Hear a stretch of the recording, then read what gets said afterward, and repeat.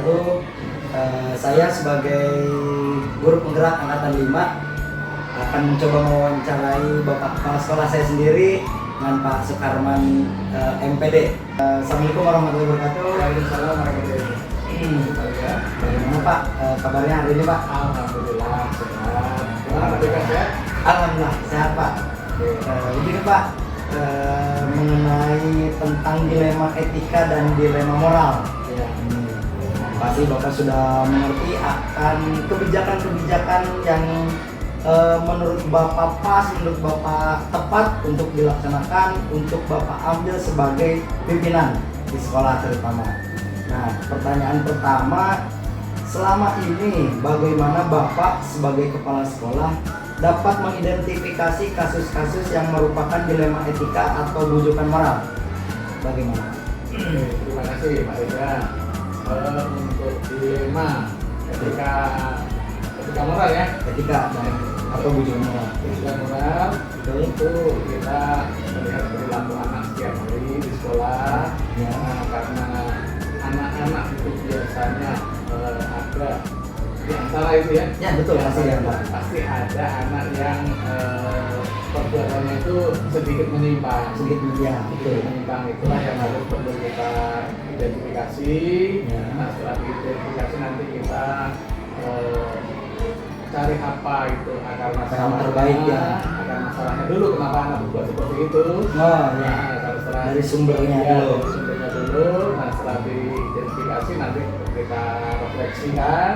Ya betul. Refleksikan baru kita benahi. Nah, kita benahi gitu kan. Ya. Jadi semuanya itu ada tahapan-tahapannya gitu aja. Oh baik Pak. Nah, ini pertanyaan kedua, bagaimana Bapak menjalankan pengambilan keputusan di sekolah Bapak, terutama untuk kasus-kasus di mana ada dua kepentingan yang sama-sama benar Pak, atau sama-sama mengandung nilai kebajikan, gitu ya. Jadi yang A benar, yang B benar. Nah, bagaimana caranya Bapak memilih atau mengambil keputusan seperti itu Pak? Oke, dalam mengambil keputusan kita yang pertama tentu kita akan tergesa-gesa, tidak akan terburu-buru. Pasti kita mengambil keputusan itu untuk yang terbaik untuk sekolah kita. Betul. Kalau semuanya sudah benar, pasti ada yang paling benar. Nah, iya betul. Itu kita cari titik temunya. Ya. Yang jelas jangan sampai nanti ada pihak-pihak yang merasa dirugikan. Ya. Kita ingin sekolah ini kedepannya akan lebih baik lagi. Ya. Ya betul. Tapi kalau kita ngambil keputusan yang salah, ya. itu nanti kita musyawarahkan dulu. Berarti musyawarah ya. Musyawarahkan dulu untuk mencari mufakat. Oh gitu, siap. Oke, langkah-langkah atau prosedur seperti apa yang biasa Bapak lakukan selama ini? Yang seperti tadi Pak ya, kolaborasi guru-guru mungkin Pak ya. Ya nanti kalau udah kita buatkan SOP-nya, standar operasional prosedur penanganannya gitu ya. Ada Pak ya. Harus ada landasannya gitu kan. Kalau kita berbuat tanpa landasan kita tidak kuat nanti. Oh iya betul. Iya betul Pak. Nah ini selanjutnya, hal apa saja yang selama ini Bapak anggap efektif dalam pengambilan keputusan pada kasus-kasus dilema etika seperti tadi Pak? Yang paling efektif kasus-kasus itu adalah guru kelasnya yang berperan. Langsung guru kelas Ya, karena guru kelas itu anak-anak akan merasa bahwa kalau dengan guru kelas itulah guru saya gitu kan. Guru ya. saya. Bahkan dengan guru yang lain apabila dia belum pernah mengajar itu dia tidak akan mengenal guru gitu. Betul ya betul Pak. Iya, Betul. seperti itu. Jadi semua kita serahkan kepada guru untuk penanganannya, itu dengan tidak memberikan hukuman juga secara fisik kita tidak boleh. Ya. Secara apalagi sekarang kita memindahkan sekolah itu kan sekolah ramah anak. Ya, sekolah ramah anak. Jadi harus anak itu kali ini juga kita arahkan supaya anak itu selalu untuk berbuat yang baik dan benar. Gitu. Ya. Kalau seumpama bawahan Bapak, permasalahannya ada di bawahan Bapak sendiri nih, terutama guru ataupun tenaga pendidikan, itu bagaimana Pak? Nah, kalau seperti itu kita akan panggil, Ya. kita akan panggil ke ruangan secara face to face. Nah, kita Di forum ya Pak ya. jangan, Ya. karena ada hal yang nanti seolah-olah kalau di forum menghakimin Oh. si guru tersebut. Betul, betul. Maka kita tanya baik-baik apa sih sebetulnya akar masalahnya itu kan gitu ya. Pasti Betul. ada masalahnya. Kalau nggak Pasti. ada masalah pasti akan berjalan sebagai alat berjalan normal saja. Iya. Gitu. Betul, betul Pak. Kita beri bimbingan secara face-to-face. Ini loh, kita seorang guru harus berperilaku sebagai layaknya seorang guru, karena Ya. itu kan kalau orang guru kan apa? Diikuti dan Ditiru, ya. apa yang disampaikan Betul. oleh guru pasti ditiru oleh anak gitu. Ya. Bahkan anak-anak pun dengan orang tua Hmm. akan percaya dengan guru. Ya, betul. Betul. Ya, itu Pak Ya, ya. betul Pak. Nah, selanjutnya hal apa saja yang selama ini merupakan tantangan dalam pengambilan keputusan pada kasus-kasus dilema etika Pak? Yang menjadi tantangan biasanya. Tantangannya itu selalu pasti ya, pasti sebelum kita menentukan itu pasti kita musyawarahkan dulu, setelah musyawarah. Nah, dalam musyawarah itu pasti akan timbul berbagai macam pendapat. Kalau yang sekarang istilahnya kan pro kontra Iya, gitu betul. kan, pro kontra. Nah, kalau sudah kita putuskan, apapun hasil dari keputusan itu harus dilaksanakan oleh seluruh pihak yang terkait di sekolah. Ya, Baik betul. itu yang senang, Ya. atau yang tidak senang, Pasti. nah, itu sudah merupakan keputusan yang harus dilaksanakan Ya. dengan jiwa besar, dengan lapang dada, bahwa kepentingan bersama lebih penting daripada kepentingan pribadi. Oh, berarti pengambilan keputusannya memang melihat dari segi kepentingannya dulu Pak ya, berarti antara kepentingan bersama ataupun kepentingan pribadi gitu Pak ya. Otomatis kalau di sekolah kan berarti untuk kepentingan Nah, bersama iya. warga sekolah. Betul. Kepentingan bersama warga sekolah berarti ya dari orang tua yang ada di sekolah, Betul. guru, murid, pokoknya semua yang terlibat atau yang ada di lingkungan sekolah itu harus melaksanakan Ya. Betul. keputusan itu dengan sangat baik. Iya. Baik, apakah Bapak memiliki sebuah tata kala atau jadwal tertentu dalam sebuah penyelesaian kasus dilema etika? Apakah Bapak langsung menyelesaikan di tempat atau memiliki sebuah jadwal untuk menyelesaikannya? Bentuk atau prosedur seperti apa yang Bapak jalankan? Dalam penyelesaian masalah itu kan kita punya tingkatan-tingkatannya ya, Makanya tadi ya. langkah-langkahnya Ya, itu. betul. Nah, kalau langkah-langkah itu kan tidak semua serta-merta itu harus diselesaikan kepala sekolah. Ya, betul, betul. Tidak harus kepala sekolah. Ya. Nah, kalau itu kejadian di kelas, Ya. maka guru itu mengusahakan untuk menyelesaikan di dalam.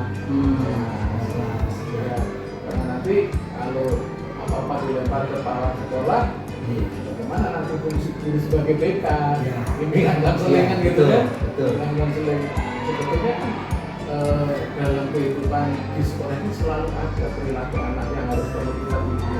Ya. Tapi yang kita bimbing itu tidak hanya anak yang maaf yang ada negatif, yang positif itu juga kita perlu bimbingkan.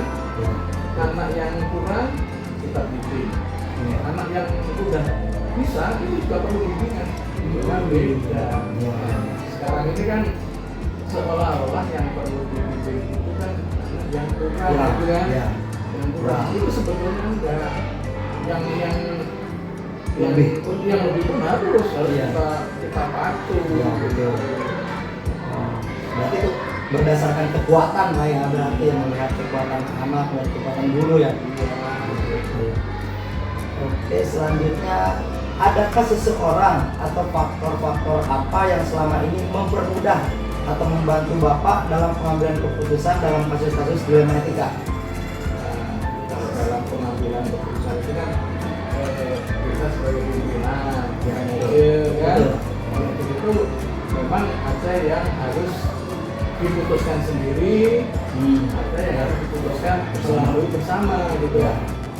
Misalkan begini, kalau yang keputusan sekolah itu misalkan hampir sekolah itu kan Ya, betul. pembagian tugas. Ya. Itu sebetulnya Bapak nggak perlu minta pendapat itu gitu Ya. ya. Betul. Seharusnya seperti itu gitu. Ya. Cuman karena menyangkut gitu kan, maka kadang-kadang kita nah kalau tentang etika itu karena itu menyangkut kepentingan sekolah baik itu di dalam kelas di luar kelas menyangkut seluruh warga sekolah kita putuskan dalam untuk berbeda karena apa dalam rapat keputusan itu pasti itu kembali ada yang pro dan kontra itu ada yang Pasti, setuju ya. tidak setuju gitu Pasti kan. betul Pak. Cuman kita tidak membicarakan pro kontranya. Jadi kalau sudah jadi keputusan, siapapun Ya. wajib melaksanakan keputusan itu dengan penuh tanggung jawab. Nah, Betul. Berarti yang bisa bantu atau faktor yang bantu Bapak mengambil keputusan ada Pak untuk mempermudah pengambilan keputusan di sekolah ini terutama. Kalau menurut saya semua ini guru ya semua Betul. guru itu kita punya derajat yang sama. Jadi semuanya berhak Ya. membantu Bapak untuk mengambil keputusan itu. Berarti Jadi, semua guru ya. semua guru kan ide-idenya itu Ya. dari sekian banyak perbedaan pasti ada kesatuan Ya, betul. persamaannya gitu. Betul. Berarti semua ya membantu Bapak dalam pengambilan keputusan ya. Baik. Pertanyaan terakhir nih Pak. Dari semua hal yang Bapak telah sampaikan, pembelajaran apa yang dapat Bapak petik dari pengalaman Bapak mengambil keputusan dilematika? Pembelajarannya Pak. Pembelajarannya satu kalau kita sebagai pimpinan kita merasa bangga mengambil keputusan apalagi nanti kalau keputusan itu bisa dilaksanakan oleh seluruh pihak yang berkepentingan di sekolah ini. Betul Pak. Itu kalau kita membuat tanpa dilaksanakan ya apa artinya apa Keputusan. Iya. gitu kan. Iya. Suka dukanya ya ada juga sukanya ya kalau namanya dari sekian banyak anak sekian banyak guru pasti ada suara-suara yang minor Pasti. Iya. Ada yang suka ada yang tidak suka pasti ada yang senang ada yang pura-pura senang Pasti. Ya, pasti. ada yang senang dan benar-benar senang Nah, ada gitu kan Ya. ada yang mendukung yang pura-pura mendukung yang tidak mendukung ada gitu. Nah, iya betul itu Pak. Itu yang namanya dilematika itu Pak. Iya. Betul. Tapi kan kita sebagai pimpinan kan harus bisa apa ya memalukan itu semuanya. Ayo kita gitu kita itu hidup dalam kebersamaan. Betul Pak. Apalagi sekarang hal-hal seperti itu kan sangat diperlukan di Betul. Nah ini Pak, ada satu pertanyaan yang menurut saya pembelajaran buat saya Pak tadi.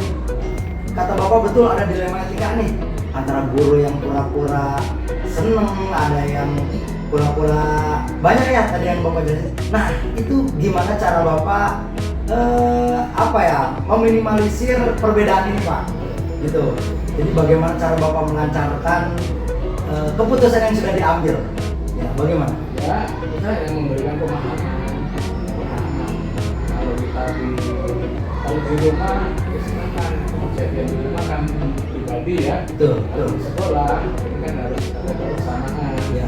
makanya antara yang senang pura-pura senang itu harusnya dijalankan di sekolah itu jadi kita maju bareng-bareng kita Rangkul. bareng-bareng kita rangkul ya jangan malah yang nggak senang kita jauhi yang senang benar kita deketin Ya.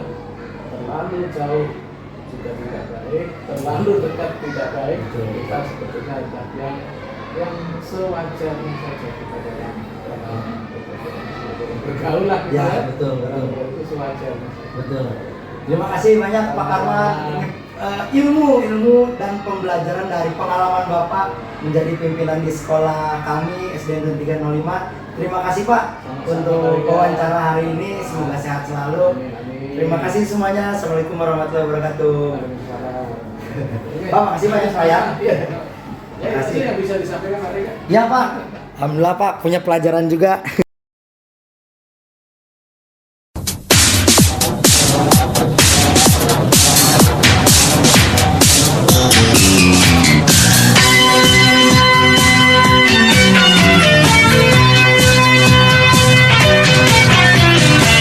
Buktikan dalam hati Kapten masa depan lebih tangguh daripada yang kita duga. Daripada terbawa hati yang gelisah, cobalah untuk menangis saja demi meraih masa depan terlihat. Tak perlu lagi jaga diri yang baru kita demi siapapun juga cukup mencoba untuk terima. Try don't scream out, why I do, why I